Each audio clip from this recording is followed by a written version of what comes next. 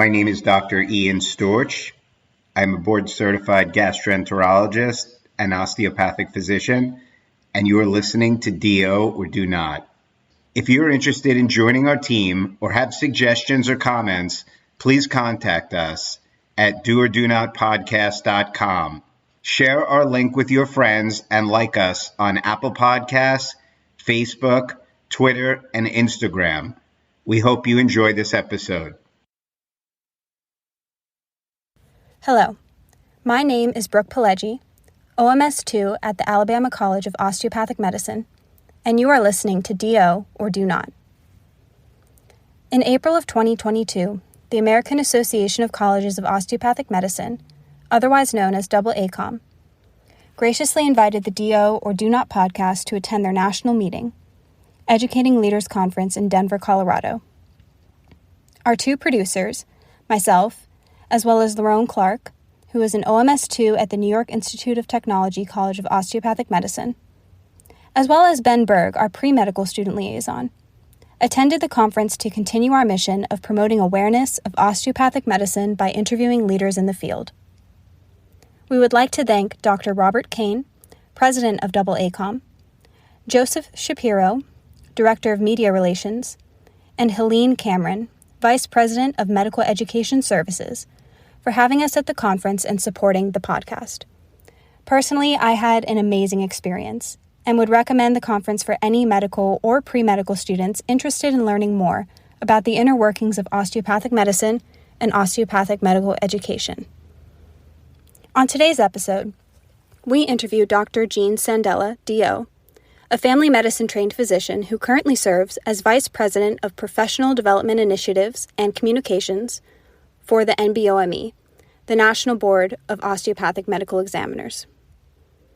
Dr. Sandella will discuss important topics relevant to current and incoming osteopathic students across the country, including the Level 1 switch to pass-fail, changes surrounding the Level 2 PE, and her thoughts on DO students who feel the pressure to take both the COMLEX and the USMLE to secure their desired residency programs.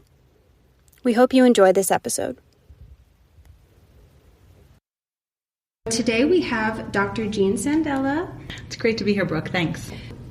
Dr. Sandella is the Vice President for Professional Development Initiatives and Communications at the NBOME. For our current students and our pre-meds that are listening, what is NBOME and what is its role in osteopathic medical education? So the NBOME is the National Board of Osteopathic Medical Examiners. Primarily is in a regulatory role.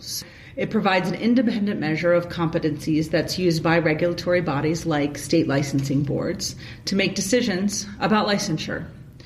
When you graduate from your medical school and then you go on and you do a residency, then you continue on and you want to go and practice in a state. The state looks at the credentials that you bring to the table to say, hey, let me take care of the patients in your state. And one of those is whether you've done a certain amount of GME, which varies from state to state. The other one is, did you graduate from an osteopathic medical school? And the third one is, did you pass licensure examination, COMLEX USA? And the NBOME's role is to produce those licensure examinations. And what is your current position with the NBOME and your responsibilities? So you mentioned it before. I'm the Vice President for Professional Development Initiatives and Communications. And what does that mean? Seems like a long title. Last year we did a lot of reorganization as a result of the pandemic and the loss of the Level 2 PE examination. And my responsibilities include working with our communications team, so getting the word out about what we do, website, social media, email. I coordinate research across the organization, so I work with our psychometricians and all of our researchers on our research agenda and making sure we keep up with research in assessment. I oversee our national faculty program, which is all the brilliant scientists and DOs and MDs and PhDs and MSs and EDDs, et cetera, and so forth, who create our assessments, and our learning center, which we are currently doing an overhaul of, working with our clinical skills clients. We still have a few clinical skills clients who are continuing to do their clinical skills assessments, like the National Board of Podiatric Medical Examiners and the National Board of Chiropractic Examiners. And we work with them as consultants since we've been doing the PE for so long. And we also have special projects like our student experience panel, which we just developed last June, where we have 10 students from across the country that we bring together about quarterly, and we ask them questions. It's like our own little mini focus group, and that's been a lot of fun. I've enjoyed working with those students. And finally, I have been supporting the Special Commission on Osteopathic Medical Licensure Assessment, which is making recommendations for the COMLEX of the future. Sounds like quite a lot on your plate. When you have a smaller organization like the NBOME is, a lot of people do a lot of different things. I thought the vision of the board of directors to have an osteopathic physician in that role was great, because it's someone who really understands and feels the passion for what we do as DOs. When did you become involved with NBOME in your career? So I became involved actually as a third-year resident. NBOME does resident recruitment, and I became involved as I was a chief resident in family medicine, and they were doing pilots for this new clinical skills exam, and they wanted to have newly graduated residents kind of help them in the development. So I continued working with the standardized patients as the exam was developed to train them, because we wanted them to seem believable, so that we had physicians training them, and then working with the physicians who were writing the cases. And it just kind of like grew and grew and grew over the years. And then eventually I became the vice president for clinical skills testing from 2012 to 2017. And then I took a clinical sabbatical. I actually left the NBOME for a few years because I just wanted to do family medicine all the time, and just like, let's just do family medicine. That's kind of why I went to school. And then I returned in early 2020 to the NBOME, to my current position, which has changed a little bit since COVID. And then COVID happened, right? So I came back just in time for all of the fun. I am somewhat afraid of change, but I also embrace it, because I feel like if we're doing things today the same way we were doing them 5 years ago, we're probably doing them wrong. So I'm really excited to see where it goes personally, because it gives me the opportunity. I'm a developmental type of person. It gives me the opportunity to say, what are we going to do next? What are we going to do next? What are we going to do next? And I think the osteopathic profession is like that. Yeah. What are we going to do next? You know, the next school. What's the next mission school? You know, there's a lot of schools that have really great missions. Where are we going to go next? Where are we needed next? And I think that's why our schools and our profession is so amazingly successful, is because they look at our country particularly and say, what do the patients need? Let's be that. Yeah. There have been recent changes in the required testing for both DO and MD students. Could you share some insight on what those changes were and how that impacts our current and future students? We continuously work to improve the examinations, as you may know, but I think you're referring to the big changes. So the big two in the past, say, 18 months now are, number one, the indefinite suspension of the COMLEX USA Level 2 PE, their performance evaluation, and the change of Level 1 to reporting only pass-fail results and no longer reporting a 3-digit score. So there was always some resistance to clinical skills examinations, both from MD and DO students, because the MDs and IMGs had to take them as well, mainly due to cost and convenience and redundancy that existed. I don't think anyone would argue that clinical skills aren't important for the care of patients, and particularly for osteopathic physicians. The pandemic made them operationally unsustainable. We couldn't fly students to testing centers. And it also gave us the opportunity to take a closer look at how we were assessing clinical skills operationally for our students. And now our professions needs to figure out where to go from here. That's the purpose of the Special Commission on Osteopathic Medical Licensure Assessment, and the first recommendation, which is to partner with the schools and say, maybe we could take those examinations that are being done at the schools. We know that schools are doing the capstones. We did an inventory. 90% of the schools filled it out. Most of them said, we're doing a capstone. So why don't we take that capstone, standardize it across comms, and perhaps use that so that students number one, aren't traveling. Number two, aren't taking not only the day before, the day after, the stress. They have the ability to take it at their own schools. The schools have the ability to say, hey, I'm already doing something like this. Let's make sure it works for the students. I know when I talk to students who are above me or who have just recently entered residency, that is one of their grievances, is just that it is very stressful and then having to travel and all of that. So everything that you mentioned, and it seems that this is a really good solution. We really did listen to the entire profession, schools, students, residents, GME, licensing boards, again, because at the end of the day, if the licensing boards aren't going to accept what we offer them on behalf of the students and their credentials, it's for naught.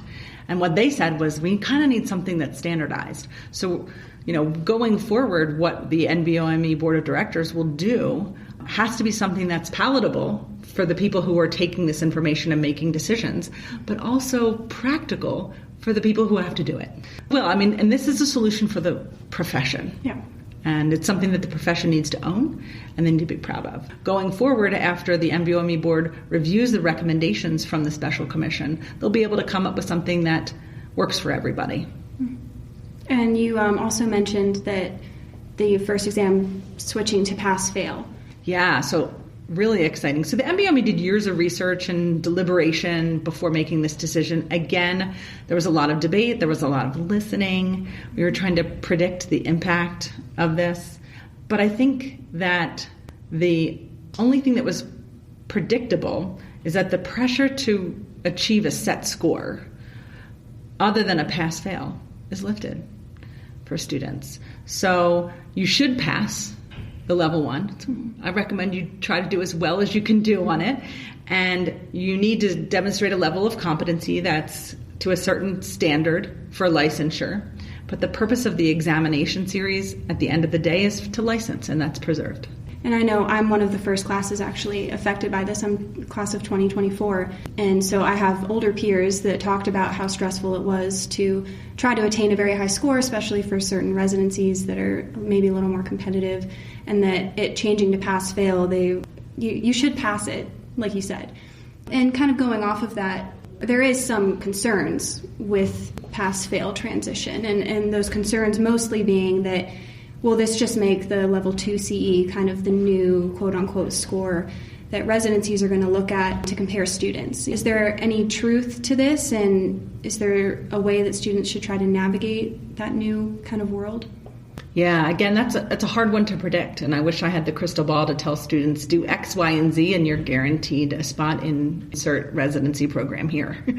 But it would seem to make sense, right? It would seem to make sense that the program directors, they receive thousands of applicants to a certain number of spots. And I think that there's a trend, at least in theory, of looking at residency applicants more holistically. And as far as how to navigate that, I would think the students should try to do their best in this examination, but appreciate that any examination in and of itself is not representative of all that they have to give to a program. And I'm just one woman, I'm just one DO, but I do believe that in particular, holistic review of students for residency programs could really be beneficial to DOs because they're pretty spectacular. So I've also heard some of my fellow students question why there are two separate exams, and when I say that, I mean the USMLE and the COMLEX. And these students sometimes question why there shouldn't just be one exam. And so my ask is that could you explain to these students, both historically and currently, why it's important for DOs to have their own licensure examination? So yeah, this is the question I think I could talk for a long time on, because there is the historic kind of how we've developed, and then there's also the practical and why we continue to do this, to have a separate examination for licensure for DO physicians. The history is well documented, but unfortunately not as well understood. The NBOME was originally started in 1934 to add some legitimacy and to allow DO physicians to be able to become licensed because they weren't as accepted. So they created an examination, again, to self-regulate. That's what Regulation is, that's what one of the definitions of professionalism is, the ability to self-regulate and say, what is the standard of your profession? So the DOs decided they would define it for themselves because they did see themselves and do see themselves as unique and distinctive. Medicine continued to evolve, and in the MD world, different states had their own examinations. So back in the mid-century, physicians would graduate from an MD school, and depending on which state you wanted to go to, you had to take a separate licensing exam in every state. Now imagine if you decided to move. You have to take another license. Who wants to do that? It's bad enough having to take them all once, let alone having to take them again. Mm-hmm. Especially licensing exams being examinations that are kind of all-encompassing and not necessarily like for your particular specialty. So the MD groups, the International Medical Graduates, the FSMB, the MBME got together, and they became the co-owners of the USMLE for MDs and IMGs to make it easier so that they didn't have to do this. There wasn't this like flex exam that the FSMA used to have.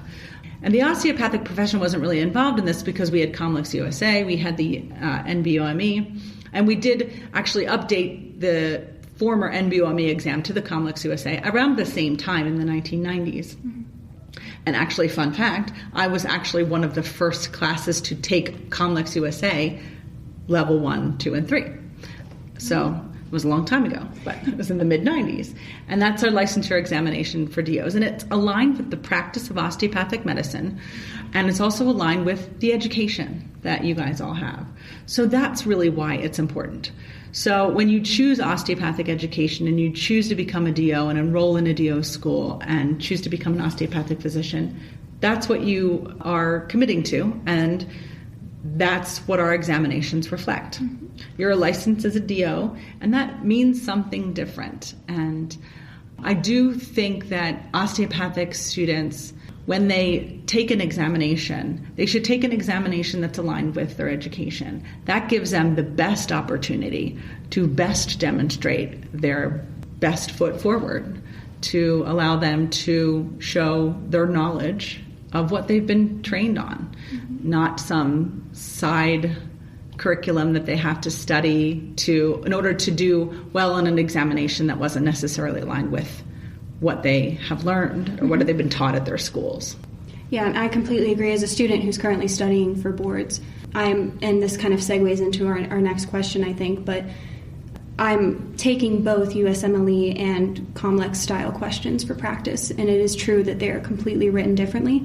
The different mindset about the approach to the patient and to medicine and to disease.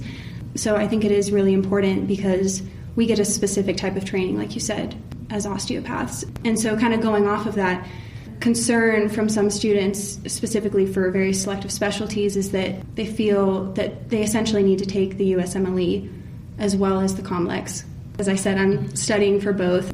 What do you think about this concern in terms of this recent merger, and they are kind of used to looking at the USMLE? First of all, I think the single accreditation system is still in its infancy, which is fine. It's good. We're learning, they're learning, them being residency program directors. I think anytime there is a change that's as substantial as that one is, I think there's an opportunity for continued understanding and continued development.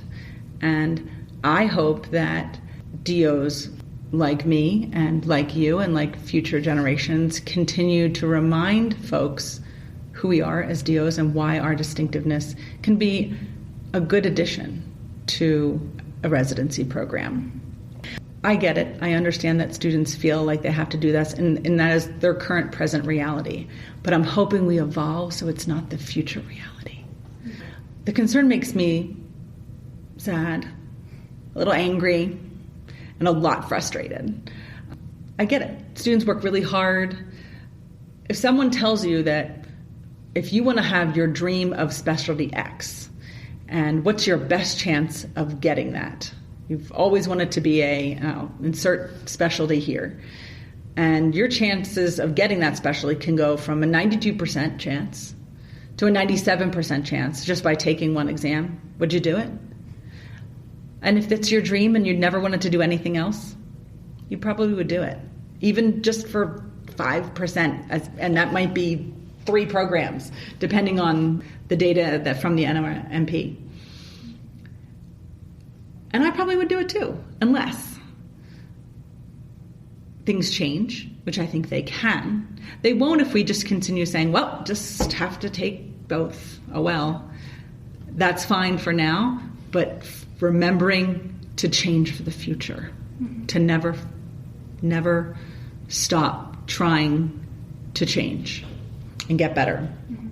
And if I had enough confidence in the rest of my portfolio to feel I've proven my competency in other ways, unless I decide that someone's asking me to do something extra because maybe there's a reason I wouldn't want to go there. Are they discriminating against me as a DO or because I don't have USMLE? And I think that's something we still need to tease apart a little bit better.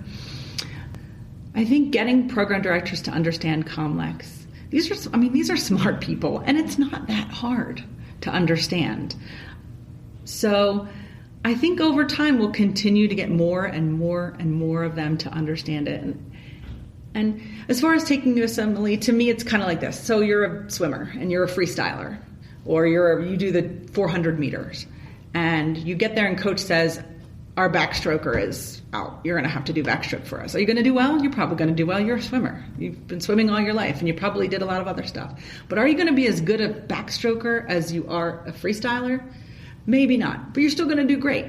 And asking our students to change a little bit of who they are, to take an examination, to be like someone else, is asking them to deny a little bit of who they are. And again, that's the part that makes me a little bit sad. Genuinely. And we talked a little bit about this earlier, given that there's now a single GME accreditation.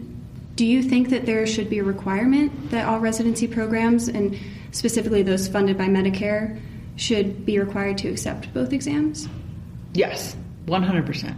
And I applaud AACOM's work in this area that they've done, and I personally have supported that. I know that MBOME has also supported that. We've tried to get some of our national faculty members to support it as well. So we'd like to shift gears and really hear about your journey. Love to know, where did you go to college?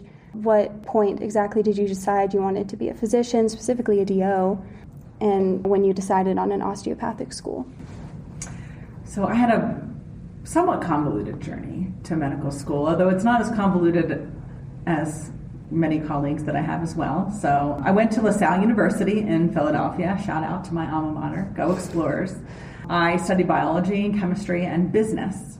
I was an unapologetically Gen X person. So I kind of wandered, sure what I wanted to do, knowing what I liked doing and what I was interested in, but not really how to make a career out of it specifically. After graduation from undergraduate, I actually got a teaching job at a prep school in Delaware.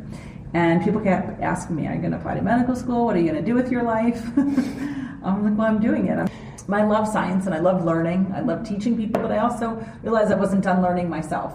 So I looked at my pre-med colleagues in undergrad and I was like, I am so not like that. I am not this like type A stressed out kind of like gunner mentality. I didn't want to do that. So I kind of rejected medical school out of turn because I didn't want to do that.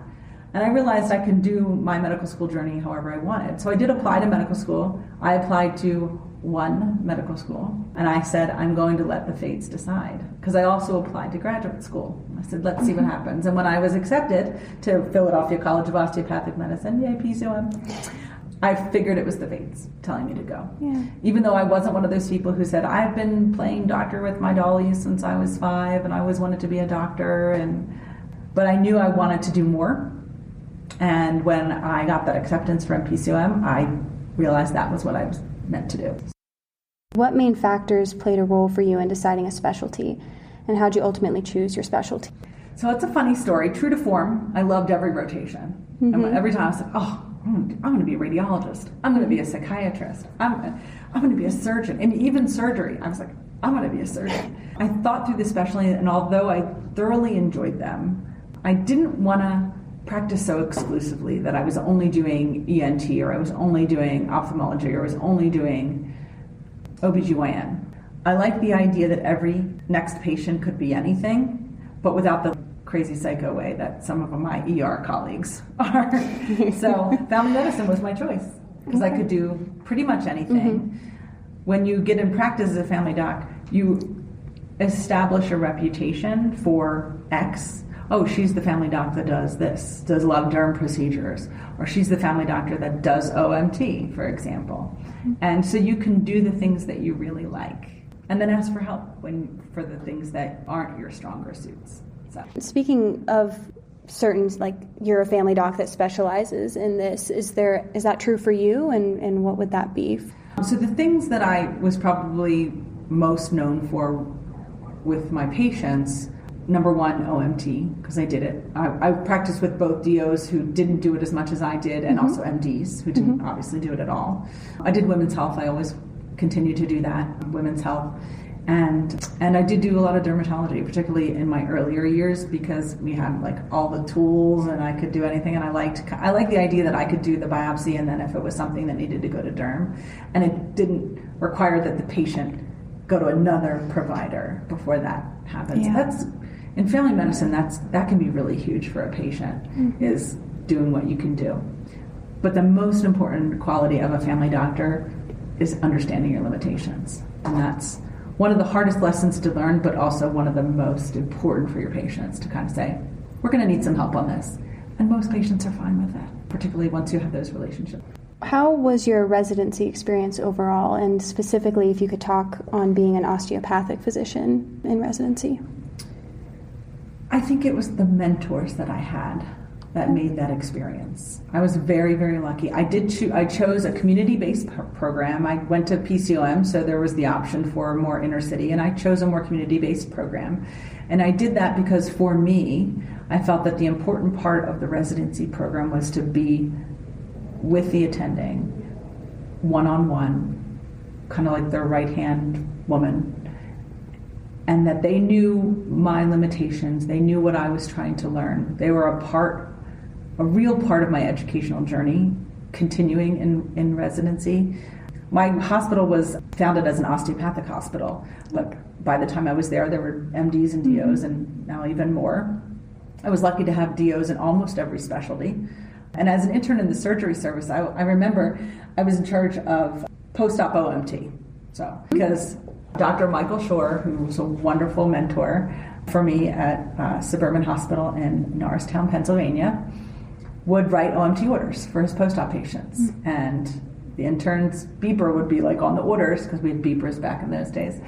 And we'd get beeped and come do the OMT, and we would do it. And I remember there was this one colectomy patient. Boy, was he cantankerous. And every morning I would go in, it's time for your OMT, and he'd but by the end of his stay in the hospital, he hugged me goodbye. I mean, it was really great. You really saw how doing that contributes to the relationships that you can build with patients, even when you're talking about a hospital stay of a week or two. But I was very lucky in my residency program that I had some great mentors who showed me, not just taught me, but showed me how osteopathic principles and OMT are applied in the hospital, in outpatient, and in almost every specialty. Were patients generally receptive to OMT? Yeah, and I think the teacher in me really liked kind of teaching them about what I was doing and why. And I think patients really, whether you're telling them why you're doing the OMT you're doing, or you're explaining to them why they don't need an antibiotic after they've had 2 days of a mild upper respiratory infection. Patients are really, really smart. They're going to Google their symptoms, but you're right there and you can give them good information. And if you can teach them the why, whether it's, again, about OMT that you're doing or about something that you're not doing, they're really receptive and they want to know and they want to understand their own bodies. How has being an osteopathic physician impacted your personal philosophy in practice? I think being an osteopathic physician, I think it makes me take a minute for my patients. Stop and think about them. All the things that go in and go out. I feel like when I'm talking to a patient and getting their history, If you've ever been in a train station that still has the old-fashioned little ticker thing that goes when the next train comes in, as they're talking and your differential diagnosis is changing with everything they say. Yeah. Oh, this one goes a little bit higher. Oh, this one goes a little bit lower. But getting into those little nuanced things that also contribute and can help you kind of get from a differential diagnosis that's 8 things to one that maybe is 4 and is a little more easy to manage, both for you as a diagnostician, but also for your patient and what they have to do, rather than saying, you've got to do these 10 tests because I have no idea. And then also remember the power of touch and healing. And I think that, and then I'm not afraid to touch patients, to, even if it's not something that I'm doing for OMT, because we have that OMT education, we're not afraid to use touch in healing not just the body, but mind and spirit as well. What is one attribute about yourself, the quote-unquote your superpower, that you feel kind of helped you become a successful physician? Yeah, I thought a lot about that because I don't really think I have a superpower, but I think humor really helps. It saved me a lot. I'm not that funny, but I think I'm funny, so I sure do think I'm funny. I laugh at myself a lot. I think also simplicity, always going back to, and sometimes you get lost in a patient's story and you're like, I have no idea what's going on. And being simple, going back to those simple things and saying, all right, I'm lost. I'm going to go back to the basics and start over with this patient so we can really kind of feel. And this is particularly helpful when you have patients who I've been to 5 doctors before and you're the next one. And so that number one, you could possibly figure out what's troubling them. And number 2, so they know that you're trying to figure out what's troubling them or what's paining them or why they came in. Listening to the patient, but also letting them tell their story, even if they don't come in with their story. I had another patient who was referred to me by one of my colleagues. She had back pain. She was in her mid-60s. And they said, oh, go see Dr. Sandella. She does the OMT. She'll fix you right up. Yeah. So she was 60 or so, and her pain was worse at night, and it was lateral to her spine, and it didn't really go anywhere. And I couldn't put her in any position to make her pain better or worse. It's totally non-positional. And her tissue texture changes were not what I would have expected with the level of pain that she said that she was having. So I imaged her kidney, and she had a renal carcinoma. She was referred to me for OMT. So I think it's sometimes, I still believe I treated her osteopath. I didn't do any OMT on her, but I treated her osteopathically. Sometimes it's hard to make time to do the OMT, but the patients will love you for it. And always thinking back to those simple things, the structure and function relationship, what you're learning when you're laying the groundwork in your undergraduate. I think those are the 2 things. I think humor to keep me sane and simplicity to be as good a physician as I can be for my patients. That's why you guys take so much time to learn, and that's why all those great people at all the comms are taking all that time to teach it to you. Because you have those to follow. Once we get too involved in whether we go in pulmonology or cardiology or pediatrics or obstetrics, they all come back to a single place, and that's where you're all learning the same things now. And that's, going back to COMLEX, that's really what COMLEX is designed to do, is to evaluate those basics, so that when you go out into the world, you have that good foundation. If you could share with us one piece of advice that you were given by a mentor, said specifically in residency, your mentors were really important to you. So maybe it was that, but maybe it was a family member, a teacher, anyone really, that you felt was really impactful that you would like to pass on to any students that are listening? So many good mentors. This is so hard. Yeah. I actually have a list of I'm like, oh my God, listen to all these people. I was very, very lucky, and I think that's very important, and I think that's why I'm so passionate, is because I had really strong osteopathic mentors, and even some of them that weren't DOs. They either loved the osteopathic philosophy, or they they were PhDs, or they were MDs. When I was an undergrad, when I first went to medical school, I wanted to do OBGYN, and I got a job a work study job with the program director for OBGYN at PCOM, Dr. Saul Jack, DO, legend at PCOM. And I'm thinking, I am in like Flynn, I'm so getting this residency. And then obviously I decided to do family medicine. Right. And he was very supportive of that decision. And I still did deliver in family medicine, so that's a little bit something. Oh, but that's very cool. He was great. But he didn't say this to me, but this was the essence of who he was. It's a quote from Peter Ustinov, and it was the quote I actually put in my yearbook when I graduated from PCOM. We all got to put a little quote in the yearbook, and this was mine: "Is our responsibilities, not ourselves, that we should take seriously." So that's the advice that I would give to DO students, is that remember that being someone's physician is an amazing responsibility. And it's such an amazing feeling when people look to you and they're like, "What do you think, doc?" And you're like, "Wow, they're talking to me." And that is something that you should take serious, but not yourselves. Knowing that the journey to the goal is not always a straight line, and that's okay. And it's sometimes those detours along the way that are the most meaningful. Mm-hmm. If you really want to be insert specialty here, and it's not working out for you on first match or it doesn't look good, knowing that you could still do it. If that's really what your goal is, you're just taking a different path. Not everyone gets into medical school the first time, and you're all here, aren't you? Mm-hmm. So remembering that it's all attainable. Well, thank you for your time. Really enjoyed talking with you today. Thank you so much.